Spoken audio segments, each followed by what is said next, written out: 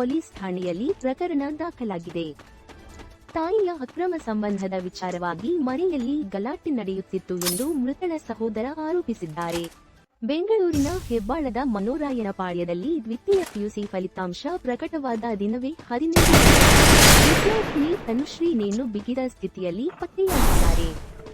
ಪರೀಕ್ಷೆಯಲ್ಲಿ ಫೇಲ್ ಆಗಿದ್ದಕ್ಕೆ ಮಗಳು ಆತ್ಮಹತ್ಯೆ ಮಾಡಿಕೊಂಡಿದ್ದಾಳೆ ಎಂದು ತಾಯಿ ಆಶಾ ಪೊಲೀಸರಿಗೆ ಮಾಹಿತಿ ನೀಡಿದ್ದಾರೆ. ಆದರೆ ಘಟನೆ ನಡೆದು 8 ಗಂಟೆಗಳ ಕಾಲ ಪೊಲೀಸರಿಗೆ ಮಾಹಿತಿ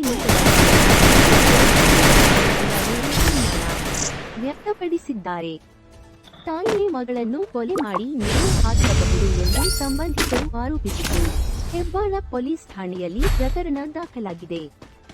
ತಾಯಿಯ ಅಕ್ರಮ ಸಂಬಂಧದ ವಿಚಾರವಾಗಿ ಮನೆಯಲ್ಲಿ ಗಲಾಟೆ ನಡೆಯುತ್ತಿತ್ತು ಎಂದು ಮೃತಳ ಸಹೋದರ ಆರೋಪಿಸಿದ್ದಾರೆ. ಬೆಂಗಳೂರಿನ ಹೆಬ್ಬಾಳದ ಮನೋರಾಯನಪಾಳ್ಯದಲ್ಲಿ ದ್ವಿತೀಯ ಪಿಯುಸಿ ಫಲಿತಾಂಶ ಪ್ರಕಟವಾದ ದಿನವೇ 15 ವರ್ಷದ ವಿದ್ಯಾರ್ಥಿನಿ ತನುಶ್ರೀ ನೇಣು ಬಿಗಿದ ಸ್ಥಿತಿಯಲ್ಲಿ ಪತ್ತೆಯಾಗಿದ್ದಾರೆ.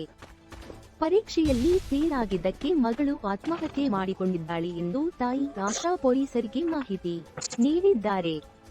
ಆದರೆ ಘಟನೆ ನಡೆದು 8 ಗಂಟೆಗಳ ಕಾಲ ಪೊಲೀಸರಿಗೆ ಮಾಹಿತಿ ನೀಡದ ಕಾರಣ ಸಂಬಂಧಿಕರು ತಾಯಿಯ ನಡವಳಿಕೆಯ ಮೇಲೆ ಅನುಮಾನ ವ್ಯಕ್ತಪಡಿಸಿದ್ದಾರೆ. ತಾಯಿಯೇ ಮಗಳನ್ನು ಕೊಲೆ ಮಾಡಿ ನೇಣು ಹಾಕಿರಬಹುದು ಎಂದು ಸಂಬಂಧಿಕರು ಆರೋಪಿಸಿದ್ದು, ಹೆಬ್ಬಾಳ ಪೊಲೀಸ್ ಠಾಣೆಯಲ್ಲಿ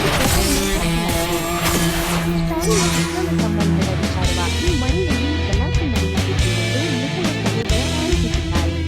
ಬೆಂಗಳೂರಿನ ಹೆಬ್ಬಾಳದ ಮನೋರಾಯನಪಾಳ್ಯದಲ್ಲಿ ದ್ವಿತೀಯ ಪಿಯುಸಿ ಫಲಿತಾಂಶ ಪ್ರಕಟವಾದ ದಿನವೇ 15 ವರ್ಷದ ವಿದ್ಯಾರ್ಥಿನಿ ತನುಶ್ರೀ ನೇಣು ಬಿಗಿದ ಸ್ಥಿತಿಯಲ್ಲಿ ಪತ್ತೆಯಾಗಿದ್ದಾರೆ.